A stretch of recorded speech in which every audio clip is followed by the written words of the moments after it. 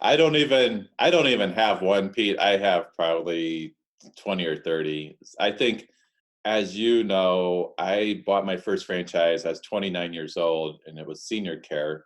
And I Because think every 29-year-old invests in a senior care franchise.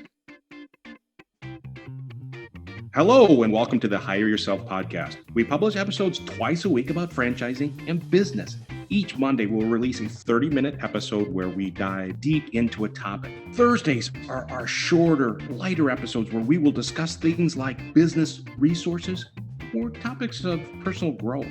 I am one of your hosts, Pete Gilfillan, and I'm joined with my business partner, Nat Truitt. And together we have every experience in business and franchise ownership. We have worked hard over the years to realize our dreams and control our own destinies. Our experience will help you become a better business owner and franchisee so that you can live life on your own terms.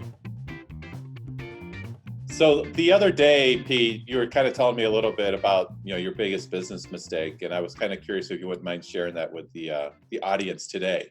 Yeah, absolutely. I was chuckling about it because I was thinking about it again last night. I was watching, I'm a big movie fan, and I'm Yeah. watching a movie. It's called Uncle Drew. And you remember it's the basketball one, the basketball stars, and essentially the story goes like this: a guy named Dax, he's got life. He's a young guy, and life's thrown him a lot of curveballs. And he sponsors a team for this tournament in Harlem, and it's the Rutgers basketball tournament. It goes on. It's been going for 75 years or some crazy thing like that. And he sponsors this team, and his team gets cherry picked. Somebody basically recruits all his players away. So now he's put all his last dollars into this team, and essentially he doesn't have any players. So he goes and finds Uncle Drew. Uncle Drew was a star 50 years ago, and his buddies, they were kind of the thing 50 years ago.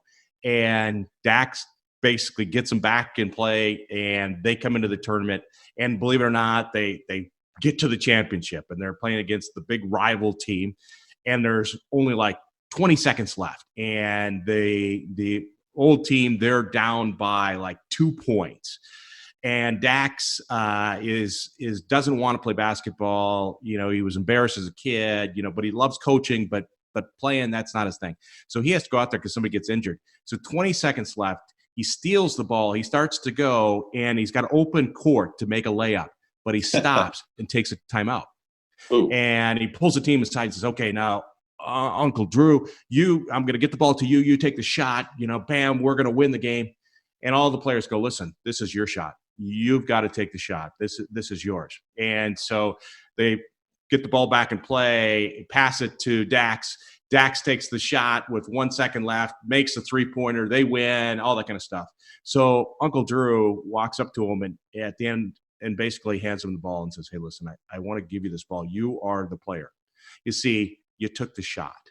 And he goes, and the whole point of the movie was, if you don't take the shot, you're never going to make it. And I thought about the one mistake I made was a few years back, I had the opportunity to buy a salon suite franchise concept. It was kind of the premier brand out there. It was my area, that what I wanted. And I was pretty excited. I did 2 months of due diligence in that. And I happened to have dinner right before I was going to make the decision to invest in it with my mentor. The guy had been kind of helping me for 10 years. And he basically said, Pete, you can't do that. It doesn't sound like it's a good business opportunity and that kind of stuff. And he basically talked me out of doing it. And I thought, so I didn't do it. And Shannon, my wife, she jumped on that. We can't do it. He said we can't do it and all that kind of stuff. And it killed me, right? About a year later, the franchise development person comes back to me and says, hey, listen, it's still available. And I got somebody that can help put in half the capital. You got to do this. And once again, I decided not to do it. And I can tell you that was the biggest mistake I made because I've got friends that own those.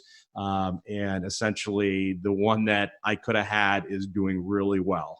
So somebody else took that opportunity and ran with it. So you miss every shot you don't take. I didn't take the shot. And that's Did you say that fear and anxiety got the better of you?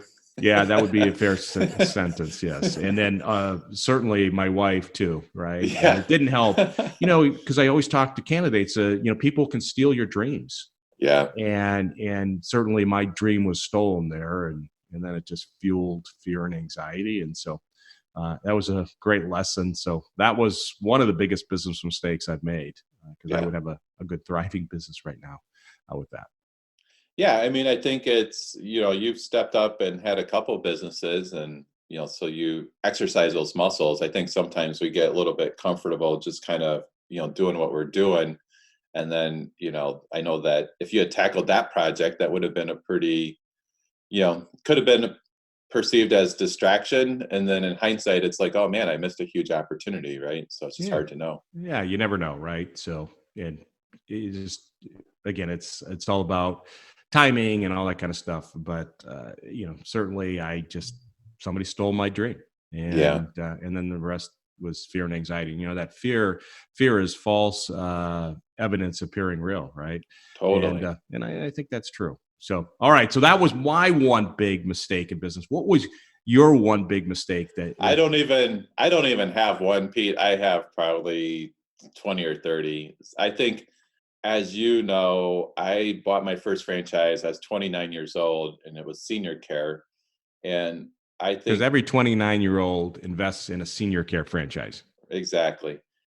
I think when I think back, pretty like a consistent pattern for me is I probably should have spent more time working on sales. I always, tell the people I'm working with now, nothing happens till somebody goes and sells something. I would, do sales, start getting some good traction or momentum. And then I would be like, oh, I need to go, fix the website, or I need to go work on new marketing materials or things like that. For me, the number one mistake was, if I could do it again, I would have focused on sales 5 days a week and just kind of like, that compound effect or domino. It's just like keep on doing sales and building the business. And then that keeps you or helps you not plateau and all that. So that's one. Was it fear? Was it fear?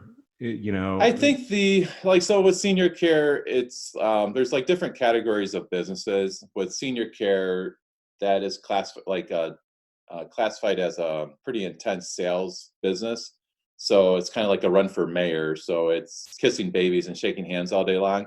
I probably, like, technically I'm not the best suited for that. So I was going against my personality a little bit, or, like when you think about that fit for somebody with the franchise. So it was just so far outside my comfort zone. So what I would do, I would be like, I would tell myself, oh, money is made outside the comfort zone.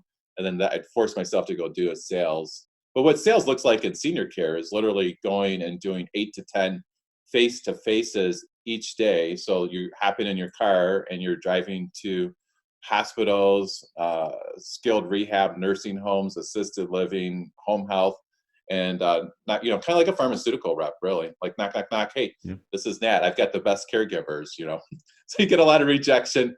But in hindsight, I would have gutted it up and done that more just to build the business bigger and keep the momentum going. Because once you invest so much, and I think that's the beauty of a franchise, you kind of like, once you write those checks and invest so much, you're kind of burning the bridges. So you have to be successful. I was able to grow a big business, but I could have built it faster and bigger if I just stayed focused on sales and marketing. But the franchise taught you about where to go and what Yep. to say, right? So Yep. they gave you the mechanism, and it comes down to actually doing it. We talked about that earlier in another episode of personal accountability. It's all on you. But Yeah. sometimes I see that it's very easy to fall into your comfort level, right? So Yes. sales is a little bit uncomfortable.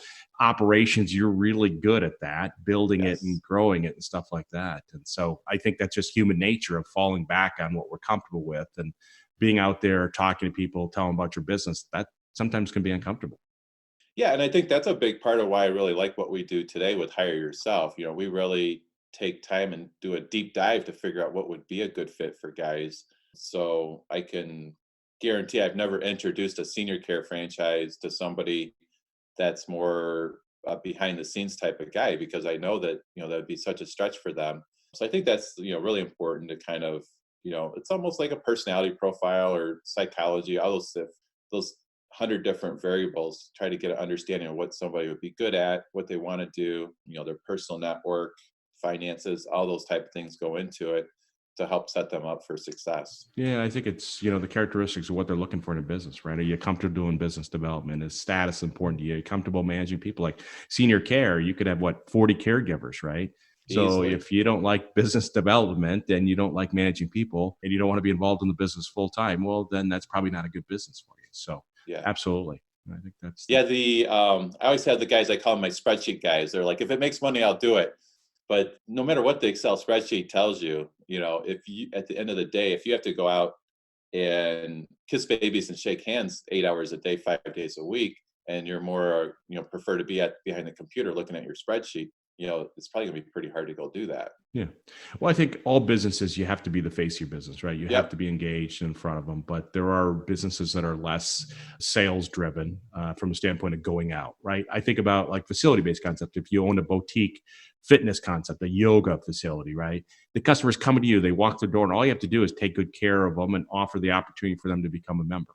Now you have to have a sales process to do that, but it's a different type of sales than going to somebody's house and seeing if they want to have their windows washed or new carpet. Exactly. Yeah, it's fun to just understand all the different business models and try to help people make the right connections. Thanks for listening to this episode of the Hire Yourself podcast. If you enjoyed this episode, please subscribe, give us a rating, and leave a comment on iTunes or wherever you're listening to our podcast. Hire Yourself offers some great resources on our website at hireyourself.com. And if you would like more content regularly, follow us on LinkedIn or Facebook. We look forward to you listening again to help you on your journey of living life on your own terms.